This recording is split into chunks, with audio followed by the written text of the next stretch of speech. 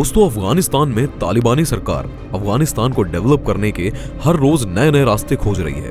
अभी हाल ही में अफगानिस्तान में तालिबानी सरकार ने 10 नए पेट्रोल पंप बनवाए हैं। इसी के साथ तालिबान चाहता है कि अफगानिस्तान का संबंध दुनिया के ताकतवर देशों के साथ भी बना रहे और अपने इस मंसूबे को पूरा करने के लिए यह अफगानिस्तान की सड़कों को दुनिया के बड़े बड़े देशों के साथ जोड़ने में लगा हुआ है। दरअसल पिछले कई सालों से अफगानिस्तान चीन के साथ एक ऐसे प्रोजेक्ट पर काम कर रहा था जो कि अफगानिस्तान की सड़कों को चीन से जोड़ने का काम करता था। लेकिन अफगानिस्तान और चीन के इस प्रोजेक्ट में कई रुकावटों के बावजूद अब खबर आई है कि अफगानिस्तान ने चीन तक सड़क बनने का अपना प्रोजेक्ट पूरा कर लिया है। तो क्या है अफगानिस्तान और चीन का यह प्रोजेक्ट? इस प्रोजेक्ट की खासियत क्या है और आखिर किस लिए अफगानिस्तान चीन से रिश्ते मजबूत करने की कोशिश कर रहा है, सब कुछ जानेंगे आज की इस वीडियो में। तो वीडियो को पूरा जरूर देखिएगा, लेकिन उससे पहले हमारे चैनल को सब्सक्राइब करना बिल्कुल भी मत भूलिएगा।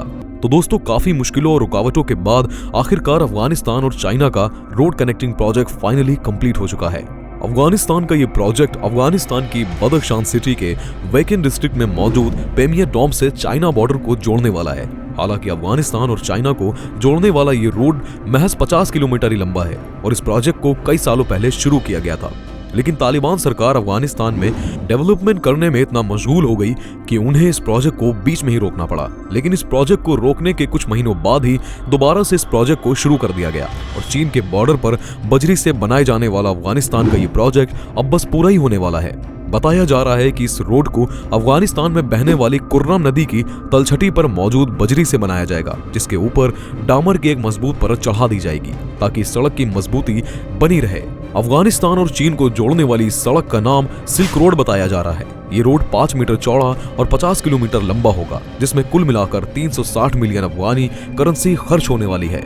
बताया जा रहा है कि सड़क को तालिबान सरकार से पहले सरकार राजशाही में मोहम्मद जहीर शाह के नेतृत्व में बनाना शुरू किया था और पिछली सरकार के शासन में ये सड़क 20 किलोमीटर बन भी गई थी।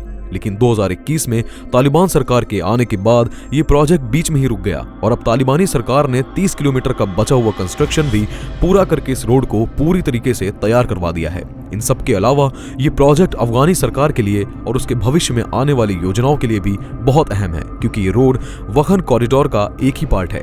वखान कॉरिडोर सांस्कृतिक और भौगोलिक रूप से अफगानिस्तान के बाकी हिस्सों से बिल्कुल अलग है।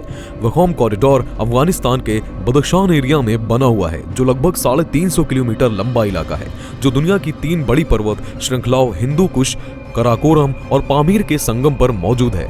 आपको बता दें कि वखान कॉरिडोर में छोटी छोटी ग्रामीण बस्तियां बनी हुई हैं, जिनमें सफेद पत्थर, मिट्टी और लकड़ी से बने हुए घर हैं। इनमें कुछ बड़े गांव हैं जो कच्ची सड़कों के जरिए आपस में जुड़े हुए हैं और यहाँ बहती हुई पंज नदी के पानी की वजह से ये कच्ची सड़क अक्सर इस्तेमाल के लायक नहीं रहती।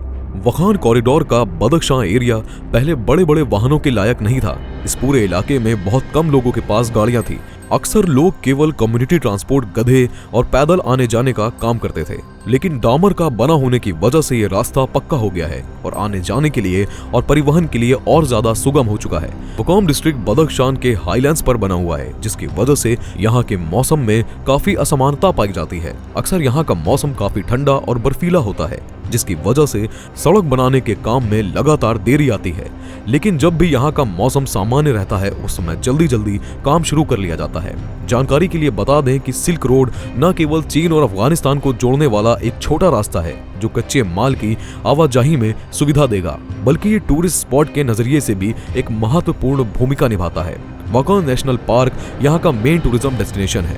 पहले यहाँ मुट्ठी भर लोग आते थे, लेकिन सिल्क रोड बनने की वजह से लगभग 600 टूरिस्ट हर साल इस जगह को घूमने आते हैं।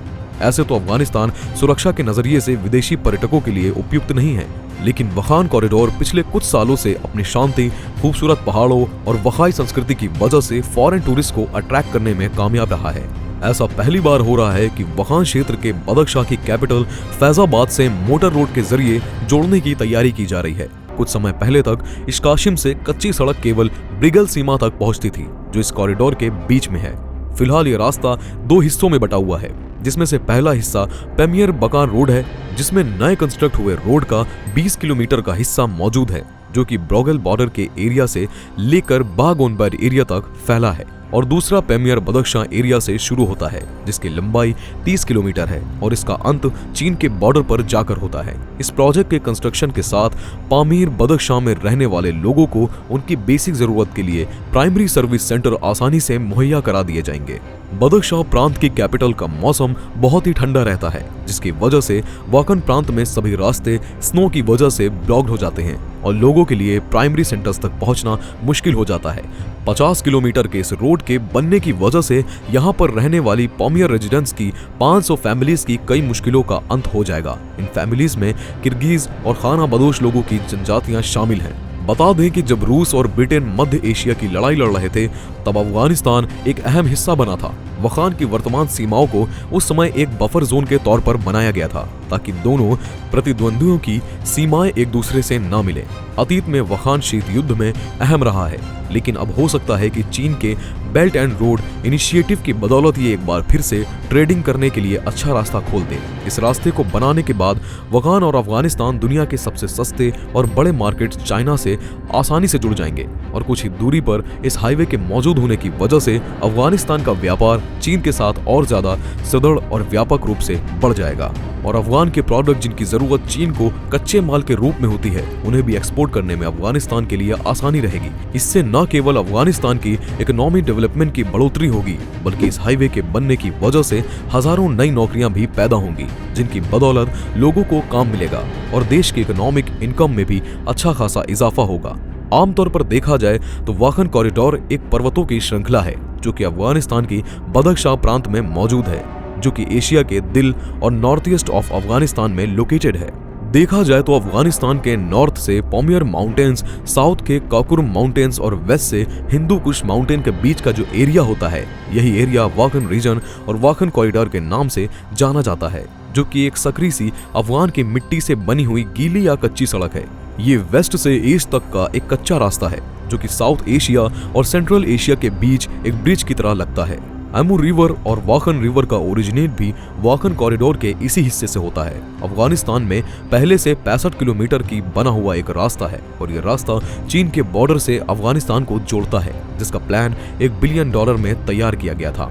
ये रास्ता अफगानिस्तान और चीन के बीच इंपोर्ट और एक्सपोर्ट करने में अहम भूमिका निभाता है और इसे वर्ल्ड की सुपर पावर्स में से एक बनने में मदद करता है। तो ये कहना गलत नहीं होगा कि अफगानिस्तान और चीन मिलकर अगर वाखन कॉरिडोर में सिल्क रोड बना लेते हैं, तो न केवल इससे अफगानिस्तान की इकोनॉमी में अच्छा खासा डेवलपमेंट देखने को मिलेगा। तो आपकी क्या प्रतिक्रिया है इस बारे में, हमें कमेंट करके बताएं। ऐसी ही और वीडियो देखने के लिए हमारे चैनल को सब्सक्राइब करें, वीडियो को लाइक करके अपनी जानकारी में लोगों के साथ शेयर करना ना भूलें। धन्यवाद।